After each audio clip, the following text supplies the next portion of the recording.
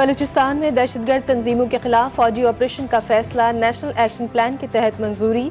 दहशतगर्द तंजीमों में कलअदम मजीद brigade, कलअदम BLA, कलअदम BLF और BRAS शामिल। एपेक्स कमेटी के चैलेंजेस से मौसर तौर पर निमटने के लिए मुत्तहद सियासी आवाज़ और कौमी बयानी की ज़रूरत पर जोर।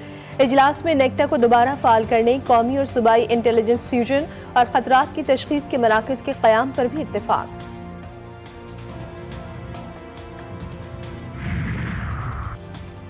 जो कोई भी मुल्क की सिक्योरिटी में रुकावट बनेगा उसे नताइज भुगतना होंगे। Army chief general Syed Asim Munir का एपेक्स कमेटी के इजलास से खिताब। कहा, दहशतगर्दी की जंग में हर पाकिस्तानी सिपाही, कोई यूनिफॉर्म में और कोई यूनिफॉर्म के बगैर, सब ने मिलकर दहशतगर्दी के नासूर से लड़ना है। आइन हम पर पाकिस्तान की अंदरूनी और बैरूनी सिक्योरिटी की जिम्मेदारी आयद करता है।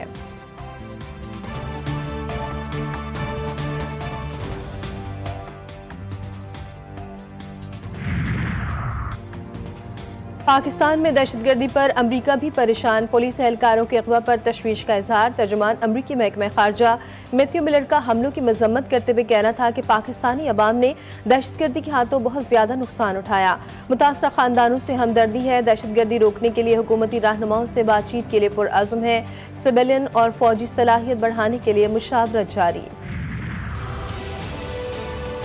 हर मौके के ऊपर यहाँ पर कोई ना कोई धरना होता था। मैं समझता हूँ कि ये किस हद तक हम अपने ज़रा आराम से बैठे हैं कि क्या ये पाकिस्तान के मफाद में है। पाकिस्तान की तरक्की और खुशहाली आप सबको अजीज़ है, जो कि है। आप फिर फैसला करना है कि हम धरने दे लें, लॉन्ग मार्चेस कर लें या फिर तरक्की और खुशहाली के मीनार खड़े करें। धरने, लॉन्ग मार्च, एहतजाज या मुल्क की तरक्की, अदब से दरख्वास्त है, बैठकर सोचना होगा।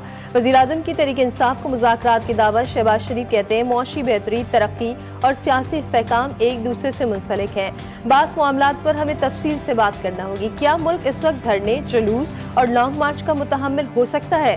वज़ीर-ए-आज़म का मजीद कहना था कि मुल्क की तरक्की के लिए वफाक और सूबों को मिलकर काम करना होगा। मईशत की बेहतरी में कोशिशों पर तमाम इदारों के शुक्रगुजार हैं। मुल्क की मईशत इस्तेहकाम की जानिब गामजन है।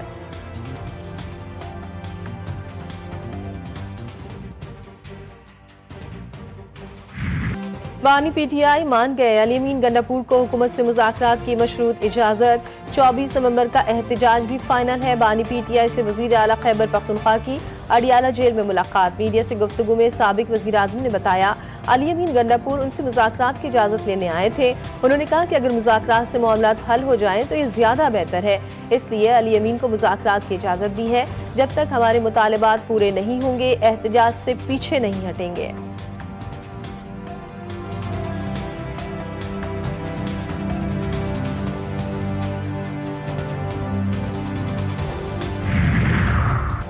चेयरमैन PTI बैरिस्टर गौर ने हुकूमत से राब्तों की तरदीद कर दी। अपने एक बयान में कहा, हुकूमत से किसी सतह पर कोई राब्ता है न हो सकता है। निजी TV के राब्तों से मुतालिक खबर जाली है। बानी PTI की हमशीरा अलीमा खान का मीडिया से गुफ्तगू में कहना था कि मुज़ाकरात हुकूमत से नहीं होंगे, हुकूमत के हाथ में कुछ भी नहीं। बानी PTI उनसे मुज़ाकरात करेंगे जिनके पास असल पावर है।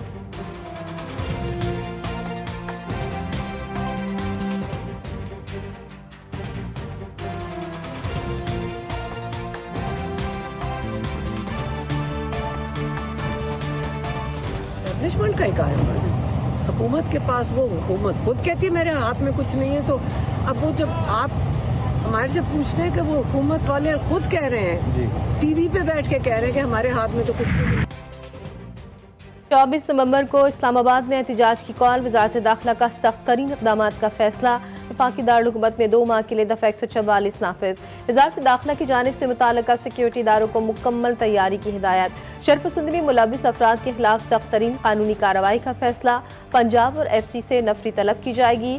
आंसू गैस के शेल और रबर की गोलियों का तखमीना तैयार। एहतजाज की सूरत में रेड जोन मुकम्मल सील किया जाएगा।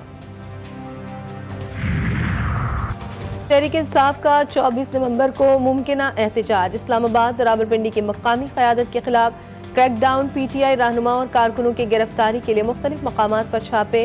लाहौर समेत पंजाब के दीगर शहरों के SHOs को भी हिदायत जारी। सरगर्म रहनुमाओं और कारकुनों की गिरफ्तारियों का हुक्म।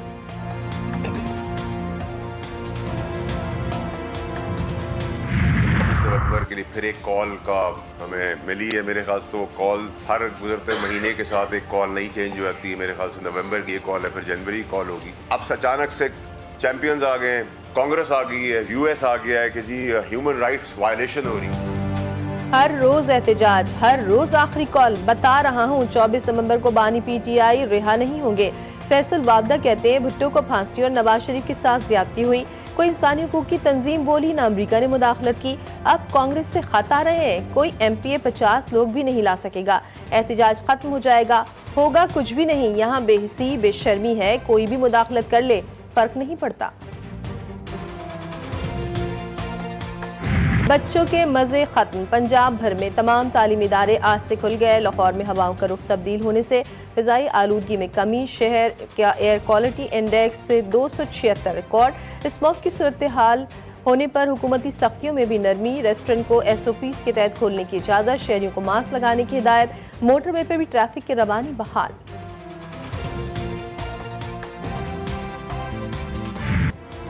दुनिया भर में आज बच्चों का दिन मनाया जा रहा है। 25 करोड़ बच्चे स्कूलों से दूर, पाकिस्तानियों में 2.25 करोड़ से जायद तालीम से महरूम। वज़ीर-ए-आज़म शहबाज शरीफ का आलमी यौम अतफाल के मौके पर पैगाम में कहना था कि बच्चे हमारे मुस्तकबिल के मेमार, कौम का सबसे कीमती असासा। शरह ख्वानदगी में इजाफा, स्कूलों की तामीर नौ को यकीनी बनाया जा रहा है। ये दिन हमें याद दिलाता है कि हम बिला तफरीक हर बच्चे के हुकूक का तहफ़्फ़ुज़ करें। कराची एक्सपो सेंटर में हरबी साजो सामान की नुमाइश आइडियाज 2024, वज़ीर दिफा की बतौर मेहमान खुसूसी शिरकत। ख्वाजा आसिफ का कहना था कि पाकिस्तान में मईशत मस्बत आशारियों की जानिब गामज़न है। दुनिया भर से आए मंदुबीन नुमाइश से बेहतरीन फ़ायदा उठाएंगे। इलाकाई अमन और समाजी और इक़्तिसादी तरक्की के लिए राब्तों का फ़रोग़ ज़रूरी है। आइडियाज 2024 नुमाइश 22 नवंबर तक जारी रहेगी। दूसरे नाकारा तैयारे की कराची एयरपोर्ट से नेशनल हाईवे के जरिए मुंतकली का अमल शुरू। MD-83 साख्ता तैयारे को civil aviation training institute Hyderabad भेजा जा रहा है। तैयारे को शार फैसल से मलीर बजरिया सड़क ठट्टा हैदराबाद रवाना कर दिया गया। नाकारा तैयारा 2011 से कराची एयरपोर्ट पर खड़ा था। अमरीकी एलची की बैरूत में लेबनानी पार्लियामेंट के स्पीकर से मुलाकात। आमोस होस्टन ने कहा कि इसराइल और हिजबुल्लाह के दरमियान तनाज़े को खत्म करने का हकीकी मौका मौजूद है। जंगबंदी के लिए अमरीकी कोशिशों में पेशरफ्त हो रही है। उम्मीद है कि आने वाले दिनों में कोई ठोस फैसला आएगा। लेबनानी स्पीकर ने कहा कि जंगबंदी की तजावीज़ की कुछ तफसीलात को अभी तय करना बाकी है।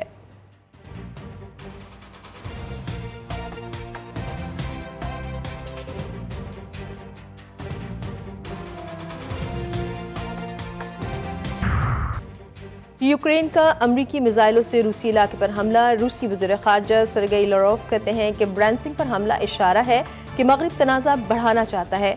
अमरीकी मदद के बगैर यूक्रेन हाईटेक मिसाइलों का इस्तेमाल नहीं कर सकता। जबकि जर्मन वज़ीर ख़ारजा का कहना था कि रूसी सदर पुतिन मगरिबी ममालिक के खौफ से खेल रहे हैं। जर्मनी रूस की नई न्यूक्लियर पॉलिसी से खौफजदा नहीं होगा।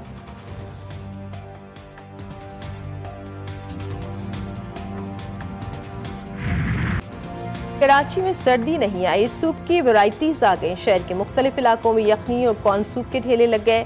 कराची के शहरी सर्द मौसम से पहले सर्दी इंजॉय करने लगे। कोयटा के शहरी भी सर्द मौसम में गर्मा गर्म यखनी की चुस्कियां लेने पहुंच गए।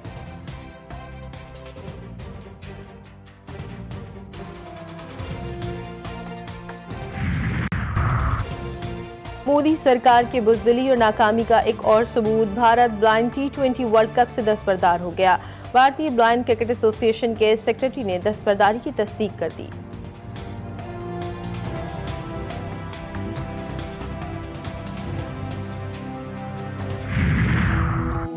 क्या आपने कभी ऐसा सोचा है कि पाकिस्तान में आज तक कभी भी फेसबुक, अमेजॉन जैसे टेक जाइंट्स प्रोड्यूस क्यों नहीं हुए? क्या हर बच्चे के पास डिवाइस है अपनी? और इसका अगला सवाल ये है कि क्या ये स्मार्टफोन पे पढ़ सकेगा? GTV का नया प्लेटफॉर्म अपने नाजरीन के नाम द कैशकार शो ला रहा है आपके लिए बेहतरीन रहनुमाई, कस्टमर्स और सरमायाकारी। शो में स्टार्टअप्स के जरिए रकम इस्तेमाल करने के मौके। प्रोग्राम में हिस्सा लेने वाला खाली हाथ नहीं जाएगा। जल्द आ रहा है सिर्फ GTV न्यूज़ पर। खूबसूरत लबो लहजे के मारूफ तरक्की पसंद शायर फैज़ अहमद फैज़ की आज 40वीं बरसी। फैज़ बरआज़म एशिया के वो वाहिद शायर हैं जिन्हें रूस की जानिब से लेनिन अमन अवार्ड से भी नवाजा गया।